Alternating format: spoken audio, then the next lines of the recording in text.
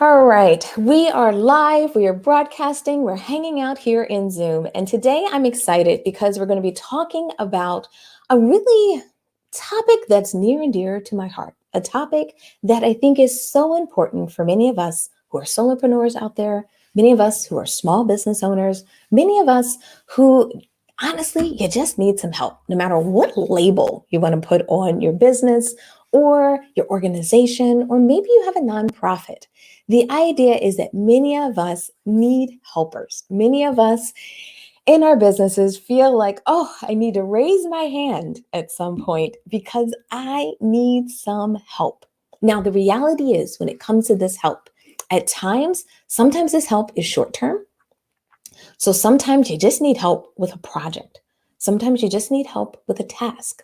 Sometimes you just need someone to work with you on a specific project so they can set up the process for you. And then based on that setup process, you're able to implement it from there. So there's all different types of help we're going to be talking about today. And what I want to make sure that you take away from today's session, what you take away from many of my webinars, is the idea is that we all need different type of help at different times. And when you think about hiring, when you think about getting help, I don't want you to go in with like one mindset or one way of thinking about getting help. I want you to realize that the help you need may vary at times. So therefore, I want you to be comfortable with the idea that your support may surge at times. Your support may actually turn into full-time opportunities at time, or your support and your helping hand, in a sense, may be someone that you work with sometimes throughout the year. Maybe every other month they help you.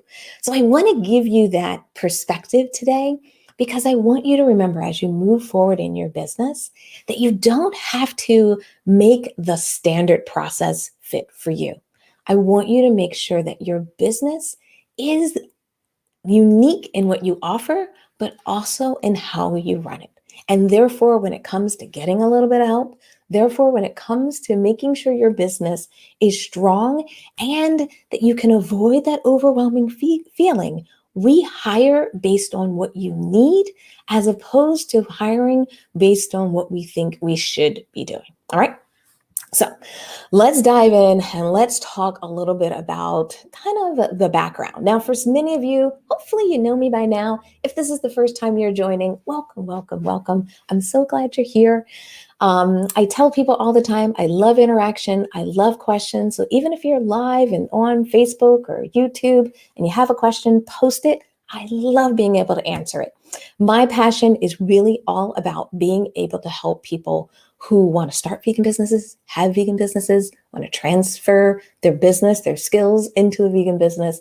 So this is something I love doing. And I think it's really kind of my honor today to help you through that process. Okay. Now, as we start to think about getting helping hands, as we start to think about getting support, one thing that I want you to think about is that, yes, sometimes we feel like we can do it all. Sometimes we feel invincible in our businesses. Sometimes we feel super strong. And sometimes along the way, even though you can do a lot, even though many of my solopreneurs out there, and actually, let's do a quick shout out for my solopreneurs in the chat, or if you're live on Facebook or YouTube or LinkedIn, drop me a line in there and let me know if you're a solopreneur and you're wearing that solopreneur cape because you're wearing a ton of hats, but getting it done. Just let me know in the comments if you are. I'm just curious how many people out there, because the idea is that, yes, we can take on a lot of responsibilities, but at the end of the day, many of us need help. Many of us need help. And the idea is when you're hiring to get that helping hand, when you're looking to get that support, when you're looking to bring someone on, what I want you to think about it is it's really an opportunity for you to find someone to help you move faster. It's not someone who's going to like do it all. It's not someone who's going to be the dumping ground for things you don't want to do. often the idea is you're looking for someone to help you expand. You're looking for someone who's going to help you do more. You're looking for someone who's going to give you an additional edge. Or in some cases, with the overwhelm, you're looking for someone who's going to be able to come in and take a piece of the puzzle off your plate and do it in a way that makes you, your business, and everything better. Now, got to be smart about it. I see a couple of solopreneurs in there. I think my audience is being a little bit quiet today. I only had a few people post. So if you're not a solopreneur, just let me know, or you just see yourself as an entrepreneur. If you're a small business owner, if you're a Stephanie, I haven't gotten started yet, so I'm planningpreneur. I don't think that's a word, but you know what I mean. If you can put that in the comments, I'm just curious where everyone is. But when we're hiring, remember, we're always often bootstrapping in many of our businesses, especially in this current environment. We're trying to expand and we have to be smart about it. So what I want you to do is when you think about getting helping hands, one thing I want you to think about is that sometimes there are options out there. Sometimes, yes, you're looking for full-time support. You're looking to bring on someone full-time. But in many cases, you're going to lean more towards part-time and freelancing. And I bring that up because I think sometimes when we think we have to hire, we get the impression that we're going to hire one person that's going to be like our mini us, like a mini Stephanie, or a mini, version of you that's going to help you run your business. And in reality, what I find is it's much easier if you walk through that process and you hire someone, often maybe a freelancer first, to get kind of the experience of managing a person, get the experience of working with someone to get something done. And then sometimes a freelancer can turn into part-time and turn into full-time. Or that freelancing approach, especially in the beginning. Oh, so glad people are putting in there that you got some nonprofit folks on here on the line. Sorry about that. I didn't give my shout out to my nonprofit folks. So thank you, Amy and Tracy, for posting there. But I find sometimes it's so important to remember that you can hire in stages. Now, it doesn't mean the same person that you hire as a freelancer can be that person for full-time. But I find for a lot of businesses, you really only needed freelance support in the beginning. You only needed freelance support to get you started. You needed that freelance support to really help you manage a project that feels a little overwhelming or it's the first time you're doing it. And once you've had somebody come in and bring their expertise, they've peeled away the uncertainty, the doubt, some of those challenges, or they showed you how to get through that initial roadblock, that either you're able to take that on again yourself, or what they've done is they've taken the challenge and project and they've turned it into an environment where it can impact your business. And then that impact that it can make for your business can drive revenue for your business so you can afford to hire someone part-time or free time. So does that make sense to everyone, kind of how I explain that? The idea that this is not just about hiring somebody and expanding a team and being able to say, yes, I have a team, but more about the idea that this is a integrated process. This is a process of getting help. This is a process of identifying the work that someone's working on. Can it drive impact in your business? And this is a process of identifying, can that work drive sales or drive whatever your ultimate goal is? Maybe it's donations for your business or for your nonprofit. And then based on the success that the individuals that you worked with over time, you might be able to turn that into part-time and full-time. All right. So think of it as stepping stones as opposed to, I got to hire somebody to do everything. Okay. The other thing I want you to take away from today is that anytime you bring somebody on for help, anytime you hire someone, even if it's a freelancer, even if it's your niece or your cousin's best friend, or it's the internship or an intern that's coming in because your local state or government officials have an internship program, or you hired someone to be an intern, or if you hired someone to even be part-time, I always want you to understand that they are part of your team. They are not hired help. They are not, even if we give them the label of freelancer in the sense, they are your team. They are a part of your culture. They are a part of touching things that impact your customers and impact your customers' experience. So they're an extension of you. And I bring that up because I want you to be kind to the people that you hire. I want you to be nurturing to the people that you're hiring, even if you're hiring somebody for 30 days to help you with the project. Because when you extend that kindness, when you extend reasonable deadlines, when you are considerate of that person, they're going to take that positive mojo and pass that on to your customers. They're going to take that positive mojo and pass it on to the projects and the activities that they're doing. And I bring this up not because I think any of you guys out there are meanies or want to be nasty to anyone.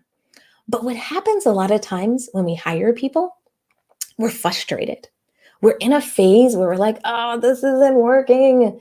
Or we're in a place where things are not, I kind of feel like there's tension or there's this something holding you back. And that negative energy, or maybe you feel doubtful or you just feel discouraged, all that negative energy, I don't want you to pass it on like a hot potato to a team member. I don't want you to pass on that frustration, all the things that went wrong before, all the reasons why you need help.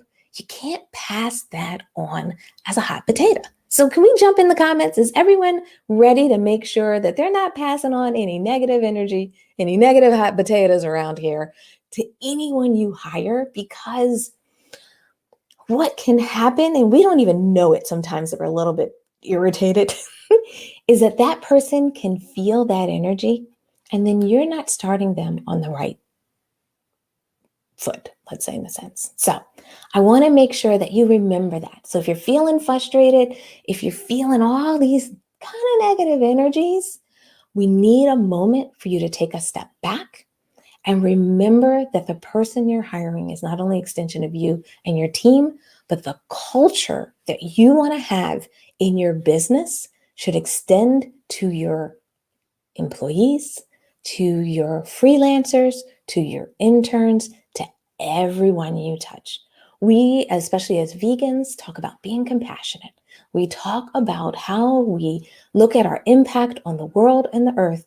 And I want to make sure that you keep that in mind when you think about your team. Okay? All right. I'm going to leave that one there. Hopefully it marinates for some of you because I just want that to be in the back of your mind because it's so easy to sometimes pass how we're feeling to others. And it can really happen to our team members. You know, when you needed something by Tuesday and they don't get it done on Tuesday, and we kind of give someone a sly, sarcastic remark. Those are the things I want you to be careful of. All right, now let's talk about hiring. Let's talk about the process.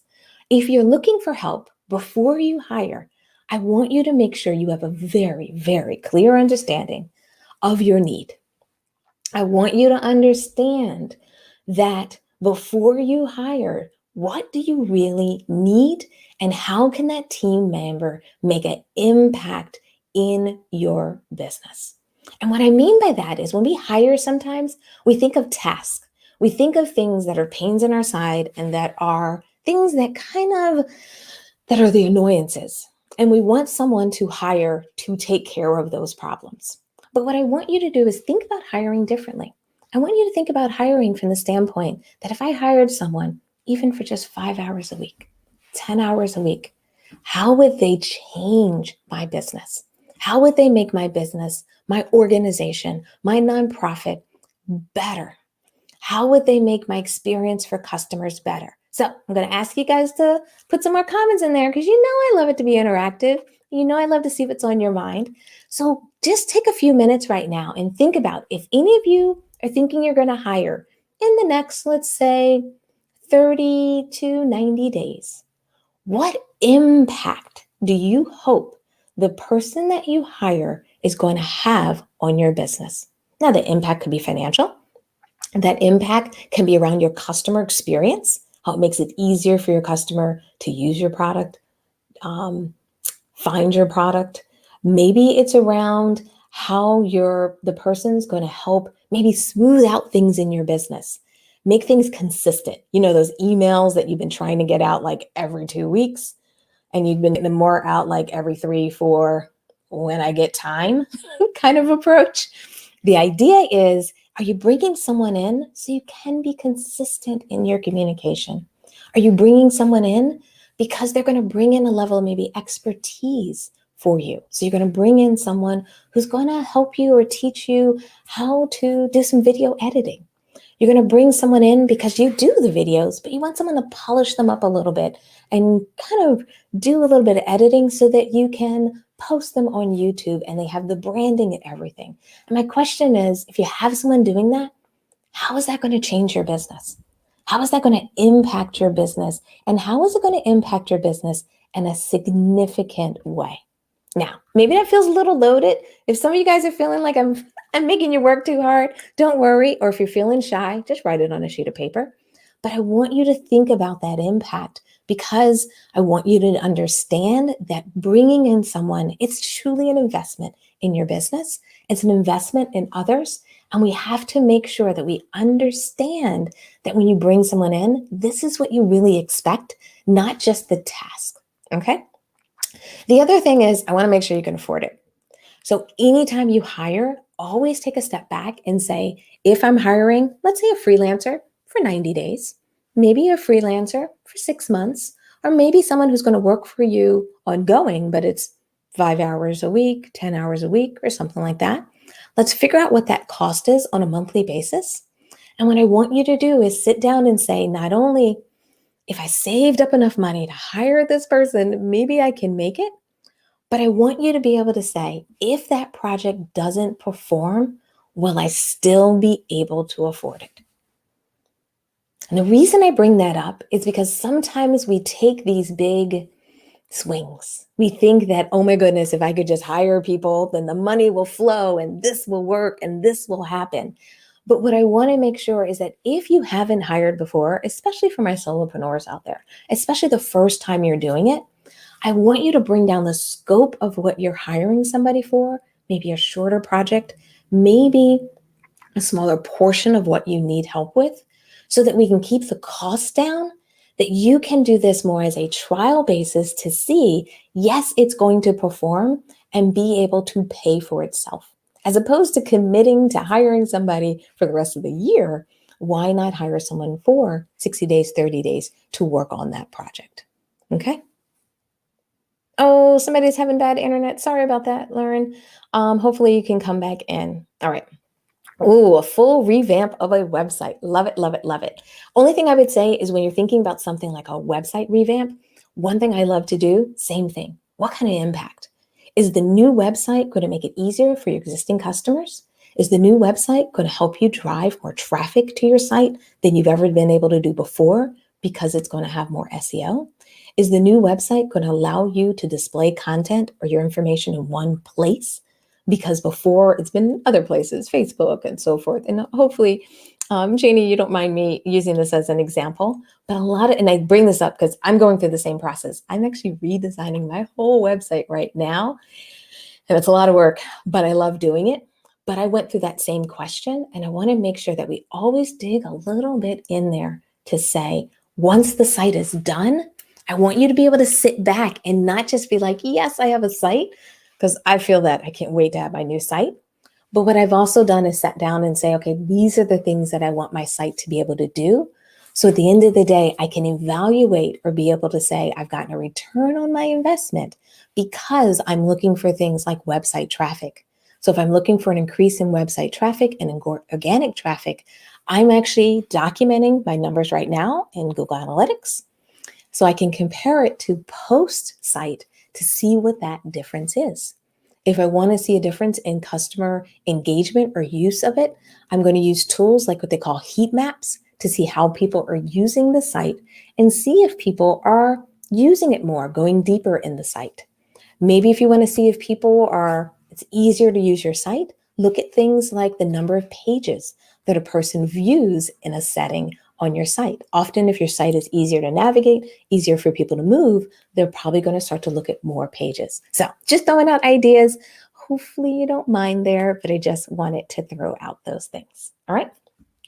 And then the last thing is, I've been talking about making enough money to pay for somebody, but one other thing I want you to also think about is sometimes the savings is not always more revenue coming in, because some projects can generate revenue. And I don't mean a salesperson, I mean a project that can help you drive a pipeline into your business for people to buy your classes, to buy your product, to donate, getting people to your donate page and getting them to hit the button. But sometimes projects help you save time, which helps you reduce cost. So if you're bringing in a new piece of software, hiring somebody or bringing someone in to help you set that up is a way that you may be able to save costs down the line and save your time because this new software, this new tool is more optimized. All right. So just want to bring that up. Just want to mention it because I think it's so important before we start diving into like just hiring. Okay. The other thing I want to talk about is some of the myths when it comes to hiring people. A lot of times when people think about hiring, the idea is, okay, I'm going to hire a whole bunch of people.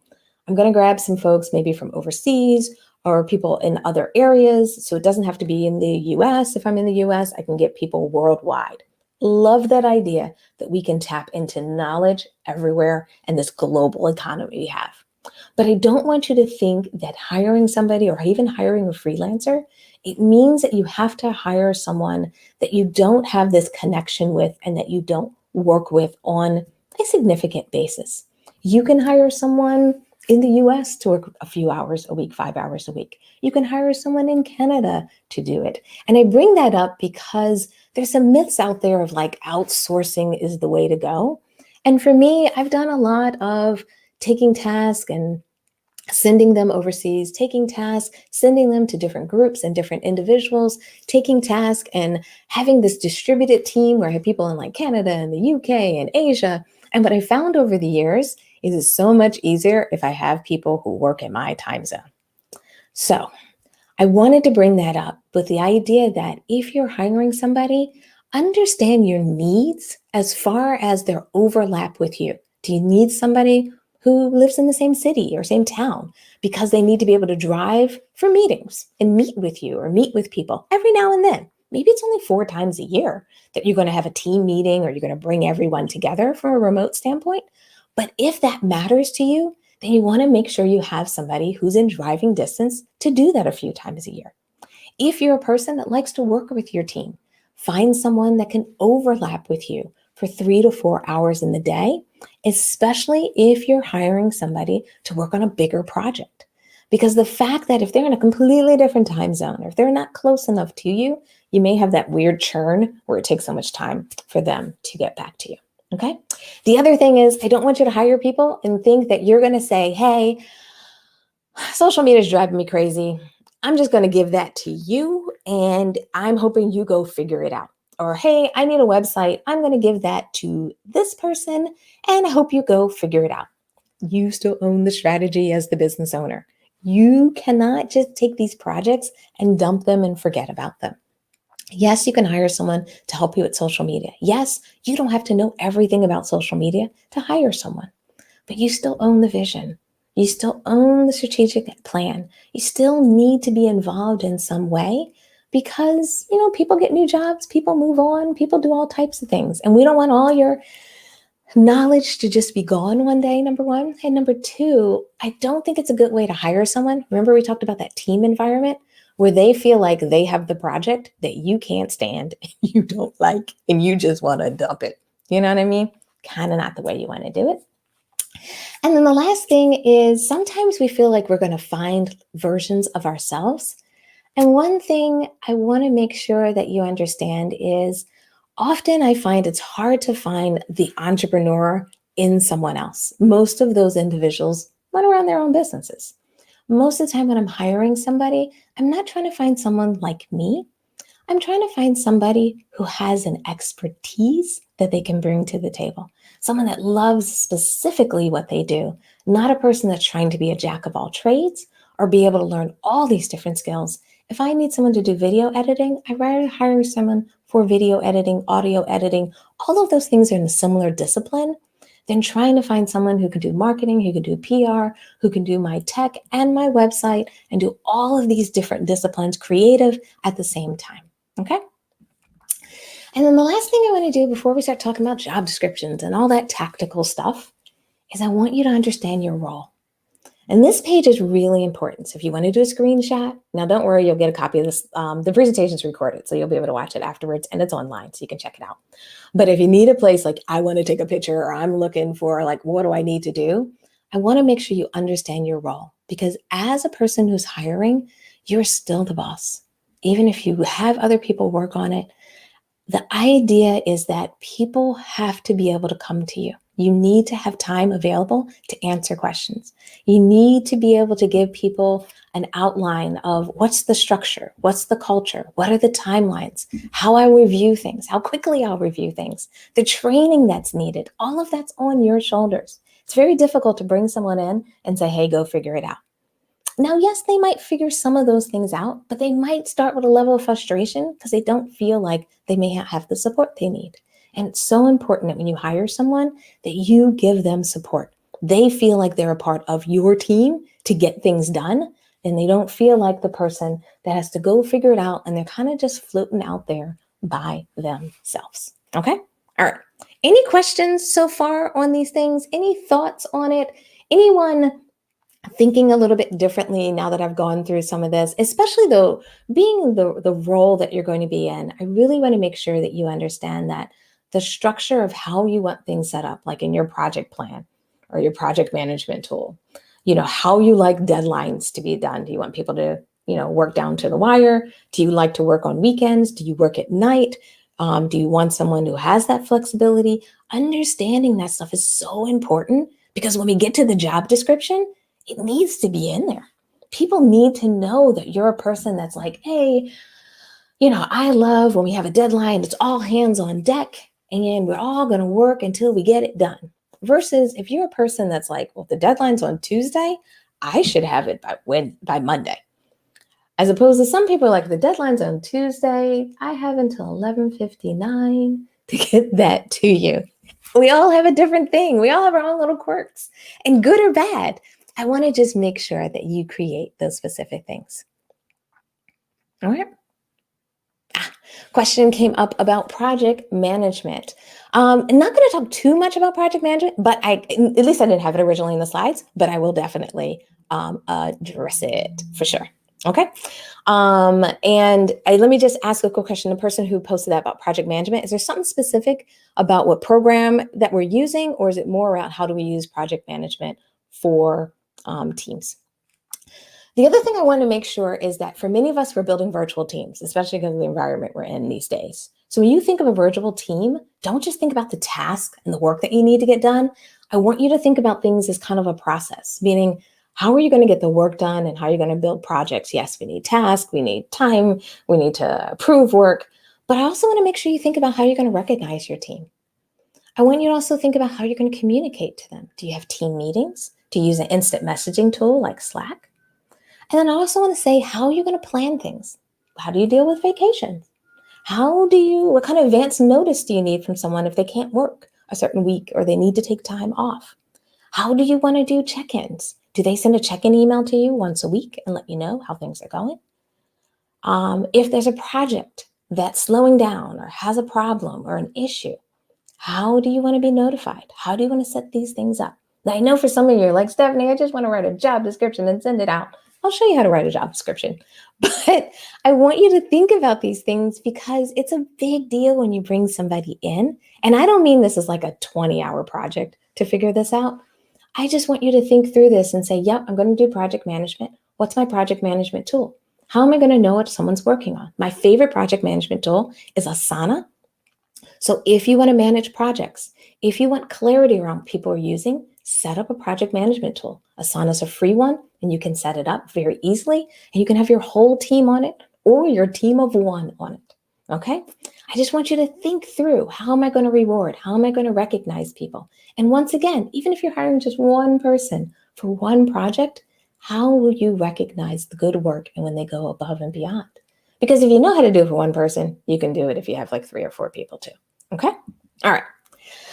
Let's talk about hiring. Oh my goodness, I have about 15 minutes left. So I'm going to start digging in and answering questions, doing slides, answering questions. Okay. So I'm going to be looking back and forth, but let me know if I missed something. Just jump in and say, hey, Steph, you missed my question. And I'll make sure I take a look at it. Okay. All right.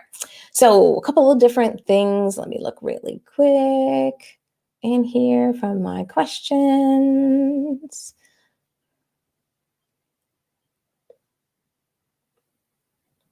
Okay. So question came up about partnering with someone to kind of help grow. This example is around a nonprofit. And one of the other questions is if you have a business, do you partner with somebody or work with someone to try to decide what's the best approach, especially when you're getting help. So let's talk a little bit about that because there is the process of hiring, there's the process of partnering, and there's the process of maybe like collaboration. I'm going to break up collaboration and partnership for a couple of different reasons, and I'll explain that as well. And then another question came in about getting some help with something like maybe taxes, getting help. This example was around, without, oh, sorry, I misunderstood that. There was a question that came in about getting help without changing around, the whole tax process, hiring somebody employee, because hiring somebody as employee is a totally different process. And we're going to talk about that. Okay. So these are two questions I'm going to hit, but if I missed anything, please, please, please leave it there. Oh, Rajesh, sorry you couldn't stay. So glad you you were able to come. It's good to see you. And anyone else has to fall off, don't worry. This will be recorded. I will give you access. Okay. Partnership versus collaboration versus the idea of hiring someone. One thing I like to do when I am talking about or thinking about building my business, growing my business, is it really depends on the goal. I like hiring people and working with someone one-on-one because I can have them work on something specific, a project, a task. I can have them work on a specific goal, even if it's full-time. For some of you, even thinking about full-time, if you know, hey, I need to be able to get 10 new clients. If I'm saying that, hey, I need to start raising funds and I need to raise $50,000 for my nonprofit, we know what you need to do. So when you hire or partner, you have to be able to say, if I'm trying to raise X amount, how do I use that? How do I use this candidate or this individual to help me get there? Okay. Now, partnering with other people is really, really great and fun, but I love to partner on a specific project or task first, even if the goal is to do more later. So if you want to give me a little bit more perspective on what kind of partnership you're thinking about, Wanda, definitely put it in the context. But I like to do, if I want to partner with someone or collaborate with someone, then what I may end up doing, say we want to do some promotions or some collaboration as far as some promotions. Maybe I'm thinking about they're going to help me maybe with building content. I may start with doing a webinar together. I may start with doing a live series together. If you're thinking about partnering with someone doing a campaign, a donation, promotion campaign, maybe you're going to do a 30-day campaign, 60-day campaign, and partner with each other. Do the 60 days, then take a step back, look at those results, and then based on the results of that 60-day campaign, figure out how you would move forward. That's how I would do it. Now, the other question that came up was around, how do you hire someone without, the whole tax implications of hiring a full-time employee? Because it's a lot more responsibility, and depending on the country you're in, it is a little bit different. So there's a couple of different ways that you can do that. Okay. There's a couple of different ways that you can do that. Wanda, I'll come back to your question. Anybody else has a question I haven't addressed yet, please feel free to post it in there. I find it's best to hire people part-time. It's best to hire, not part-time, for specific tasks and hire them at these kind of rates of 5 hours a week, 10 hours a week, and so forth. I find instead of trying to bring someone on full time and as an employee, I think it's very easy to hire someone for a few hours if you want ongoing support without bringing on someone as a full-time employee. Now, the laws are a little bit different in different states, even in the US, because things are a little bit different in states like California and in Texas, and then in different countries. But often the general rule is with an employee, there's a little bit more control over that time and when that time is worked. versus when you're bringing on someone as a freelancer. And I'm talking about paid opportunities here. I really do believe in paying and compensating people.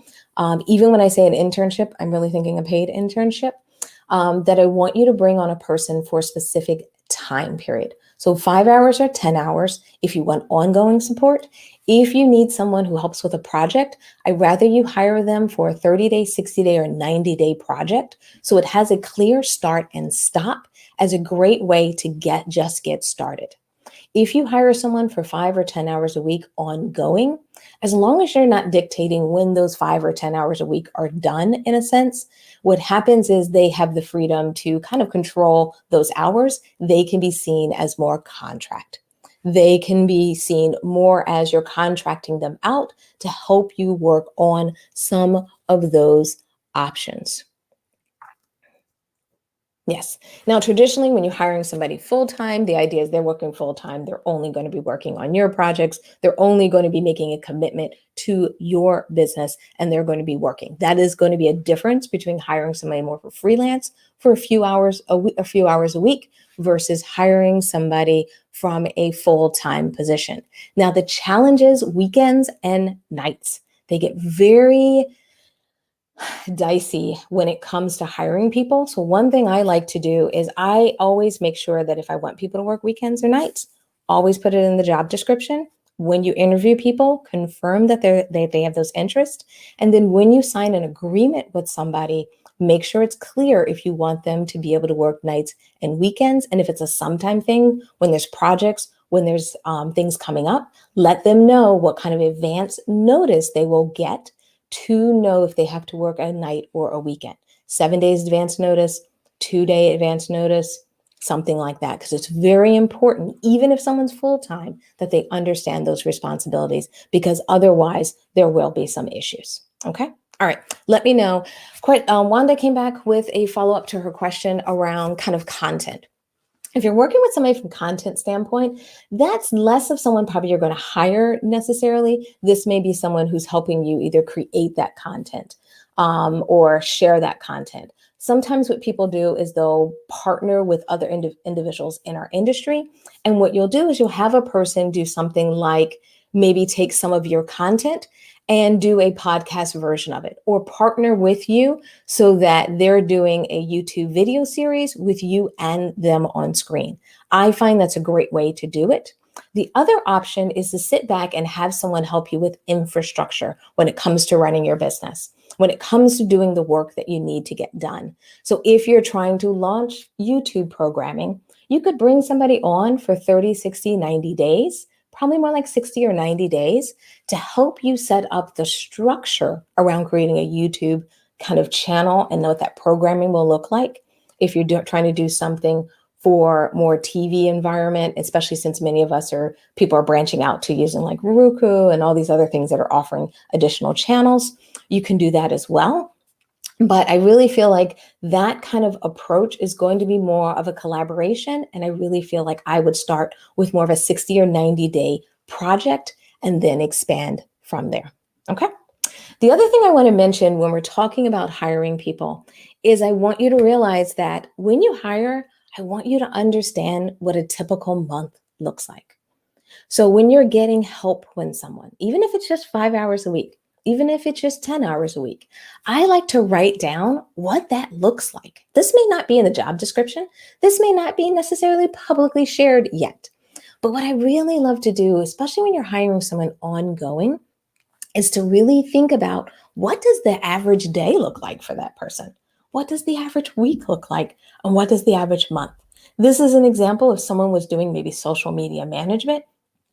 This is what their daily, weekly, and monthly would look like. Now, for some of you, you may be like, oh, I don't want to give them that much direction because I want them to bring their vision. I want them to bring their ideas. I want them to be strategic and think about those things. They can still do that with guidance from you. But by putting this on paper and eventually maybe even sharing it with that candidate, and to me, this is really important when you have a full-time role, is by putting this on paper, this is going to allow you to articulate your expectations. Now, it doesn't mean this is exactly what it's going to look like, because the candidate you hire, and also once they get into the role, they're going to tweak it. But when people start to understand what your daily and weekly and monthly expectations are, they're more likely to meet them. As well as when you give them a structure like this, they can take a document like this, make it their own, and come back to you and say, okay, based on my understanding, my experience, this is what I think my daily, weekly, and monthly will look like. What do you guys think? Has anyone thought about kind of creating this concept of what it would look like if I hired someone ongoing, what their daily, weekly, and monthly? When I say ongoing, because it's still 5 hours, 10 hours a week, or this could be for your freelance roles. The other thing I like to do is I like to think about a job or a project from the standpoint of what are the key tasks that I need to get done? And what are the priorities for those tasks over time? Meaning, if it's a 90-day project, what do I want them to get done in those first 30 days? Versus what do I want to get done within the first 60 days? What do I want to get done in the next 90 days? The reason I bring this down is because the more transparency you have around a freelance project, especially something like a website's a tricky one. It's such a big, big, big project. But if you broke down your website and say, okay, I know it's going to take some time to build it, 60 days, 90 days to build a website. What does that look like? And you can use different numbers here. This could be 14 days, 30 days, 60 days if you're building a website as an example. I want you to list out what your key tasks are. So step number one, maybe the architecture of your website. How is it going to flow on a piece of paper? How and where is content going to be? Am I going to have summary pages? How's my navigation going to work? This is just structurally. The next task on there might be creative. It might be colors and branding and kind of the flow. Is it more imagery built? Is it more of a video site? What kind of content? What does that look like on the site? Not fully designed yet. Maybe the next one is when you start to see mock-ups. So by breaking this down and saying, hey, I expect to see mock-ups within the first 30 days of someone building my website, then they know what you expect and you know what you should see. And then by them seeing a document like this, they can say, oh, no, these dates are wrong.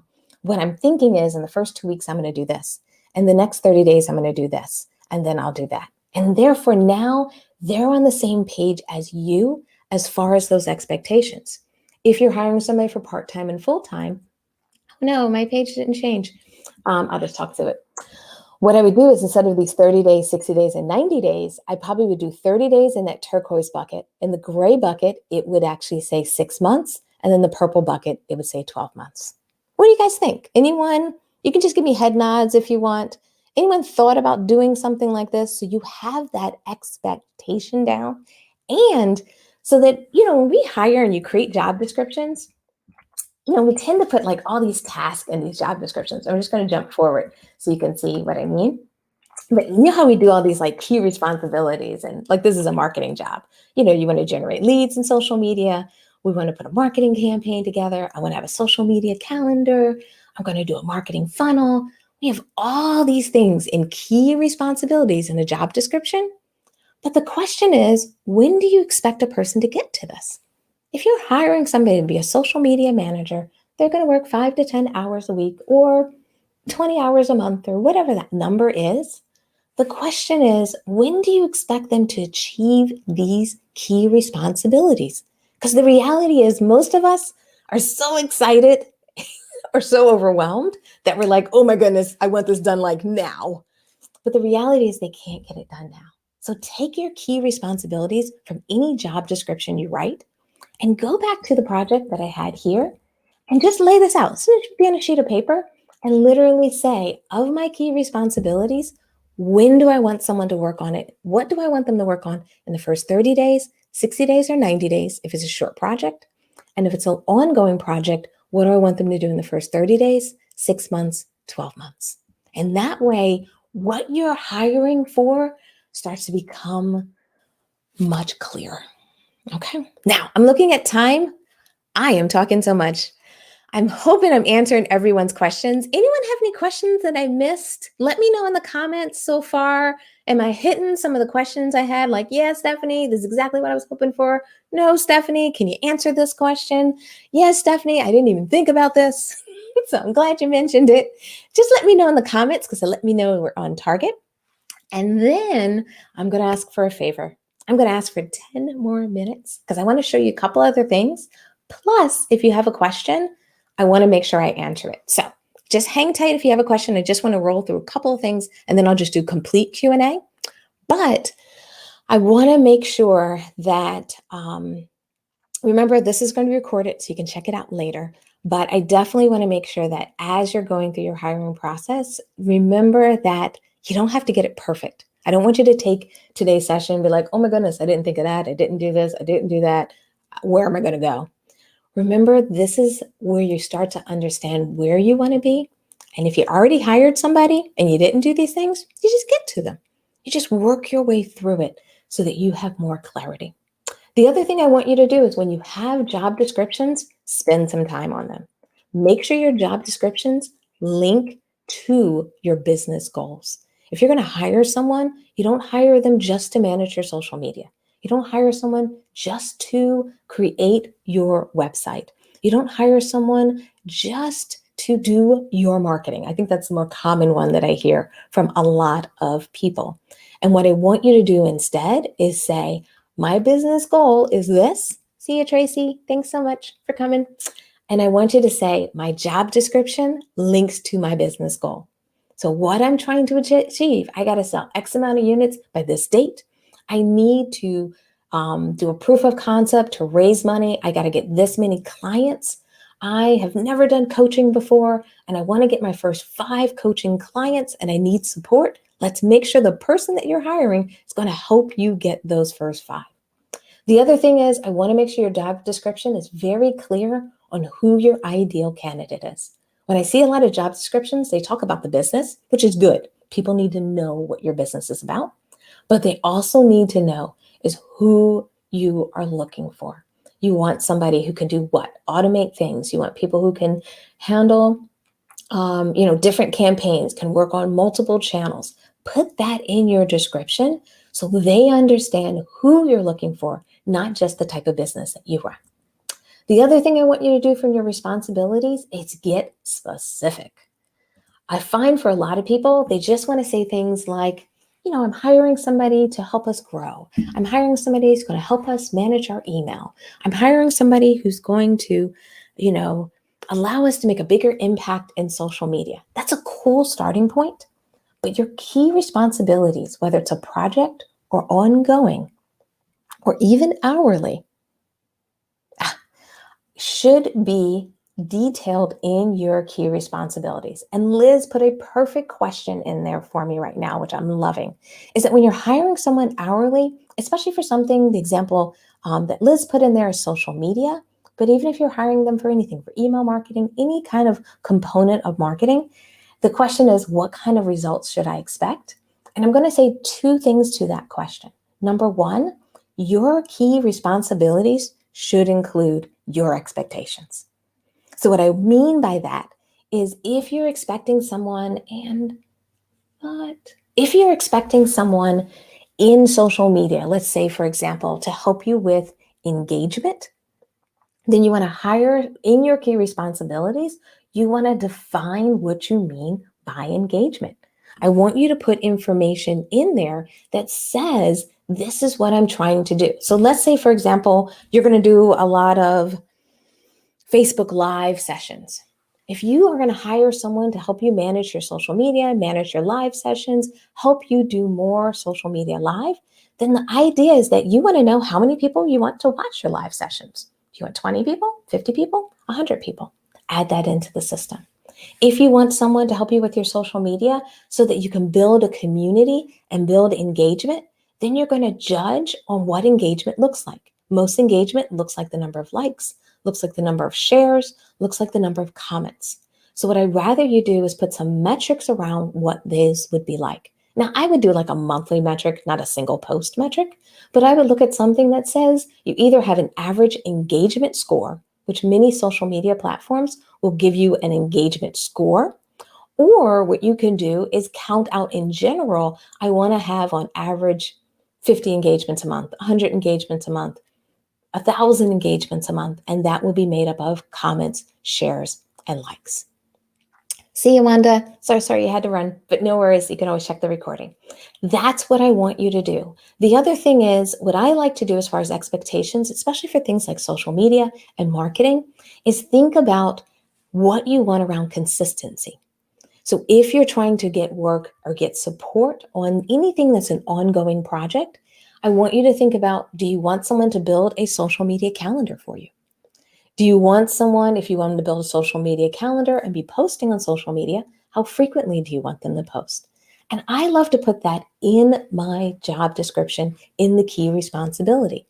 Not that that won't morph and change over time, and not that that won't change as you bring in the right person or as your capabilities grow. But I think it's so important to talk about what kind of posting frequency you want them to do, what type of post you want them to be able to create, images, videos. I call them audio visual, those ones that are kind of like podcast ones where like the little meters running at the bottom and you can hear the sound.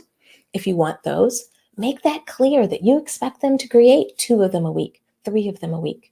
It doesn't mean that it's going to 100% be there. It's just that a person who's signing up for this job is now going to get more clarity that, if I don't have skills to create videos, if I don't have skills to create those audio files, this role may not be for me. And then it makes clarity for you on what you expect from that person. Reporting, I think, is an important thing that we miss out of job descriptions. Whether it's reporting and a person has to provide you reports on the results that they've created, or they need to send you reports that tell you how things are working. So if you're hiring for social media or email marketing, a lot of times you're going to talk about conversions. You're going to talk about, well, how many people leave social media and come to your website? Because at the end of the day, if you want them to buy, if you want them to read a blog post, if you want them to enjoy your content, at some point in time, you have to be able to see, is that traffic coming from social media over? Sometimes they're coming into a landing page because you're driving email, but sometimes they're coming over to maybe check out free content or paid content. Now, yes, we may want sales. We're selling a book. We want people in social media to buy our book. We want to drive sales. That's great. But sales isn't always the metric to let you know that social media is working. So the first question will be, are people leaving social media and coming to your website? And looking at something like Google Analytics and having in here a responsibility like monitoring your Google Analytics, and a person sends you a report once a month, every other week, allows you now to see, well, how much traffic, and Google Analytics will show you this, how much traffic comes from Facebook, how much traffic comes from Instagram, how much traffic comes from YouTube. All that stuff's available to you. You just have to put that in as a role and responsibility. So Liz, I hope that answers your question. Perfect. And then the other thing is, always think about metrics. The last thing I just want to touch on is, what it comes to your job application, always think about what you want people to put in that cover letter. Even if this is a freelance job, a short job, a tiny job, a teeny weeny job, even if it's something like a website. And I just bring up the website because it's such a big project and sometimes it can feel like an unknown. What I want you to do is ask people for what you need to know that will help you determine if you're going to interview a person or not. Because resumes are very, very helpful, but sometimes resumes don't answer the questions that you actually have. And what I mean by that is, if you're hiring someone to write or be an editor, ask them to provide a written sample of their writing so you can read it. Because just reading someone's cover letter doesn't necessarily mean you get a sense of how well they write. If you want someone to do editing, ask them to send them an example of a document that they would edit, or you send them one paragraph and ask them to edit it and send it back. That way you get a sense of who they are and what they do in the role. The other thing I love to do is ask about software. So many of us are using so many different tools these days that sometimes it helps to know that someone that you're hiring uses the tools that you use. And even if it doesn't seem related, say, for example, hiring someone for social media. If you're using Later to do social media scheduling, see if they know that platform. If you're using somebody who uses social media, I sometimes ask them, do they know about my email marketing platform? Because at some point in time, my marketing may cross over, and I love to know who's familiar with which pieces of software that I use all the time. Even things like Canva. If you use Canva to create all your images or you use Photoshop, ask if a person is familiar with Photoshop and Canva. Because that's going to help you know when you hire somebody that they can jump in fast because they know the tools and the systems that you use. If you're using a website and you use Elementor or you use Divi, ask people if they already know Divi. Because maybe you're not hiring someone to do your whole website, but you're hiring them to take your website and make it a little bit better, make it a little bit stronger. Ask what they did. I also love to know if people are familiar with or know about the plant-based or vegan lifestyle. Now, in some roles, it may be required that they are. In other roles, you may not require it, but I still like to ask where people are so I understand how close they are to the community. Discriminate against anybody. That's not the goal. We cannot use these things to discriminate. That's a no-no in the vegan world and just across the board. But sometimes it's helpful to know what people understand and know about it. Because when someone's like, oh yeah, my niece is vegan, so I understand this and this and this and this and this, then you know when someone's going to be editing something, reviewing something, taking a look at something, they have a sense of what you're talking about. So we're using this as a barometer, just like if you were hiring somebody to write about um, medical terms. So if you were a vegan doctor, you would want to hire someone that's familiar with these terms so that they're not foreign to them. That's how you're using this tool. We're not using this to discriminate. We're using this as a way to get a sense of their familiarity. And then the other thing I always love to do is have people provide examples or talk about where they've been extremely successful. Whether social media, tell me a social media campaign and include the link to it. If it's an email, talk about a campaign, include a copy of the email. Sometimes I love to see these things because it gives you more flavor of what they've done before. And it doesn't mean I don't want a person to have to create, I don't want you to ask for a portfolio, like send me 20 of them. You're just looking for an example to get a sense of who they are, what they offer, and so forth. And then the last thing, oh my goodness, I'm 12 minutes over. I'm going to stop. I wanted to just mention the training. This is just one thing that when you hire someone, please make sure you do training. I'm going to put it up on the screen and I'm going to break away from our Facebook group. So everyone in Facebook and YouTube, I'm going to say goodbye for now. I'm just going to jump over to my folks in Zoom and make sure I am answering their questions. Hey, Denise, it's so good to see you. Sorry, I missed that message earlier. So I'll see you guys later on Facebook, YouTube, and LinkedIn. And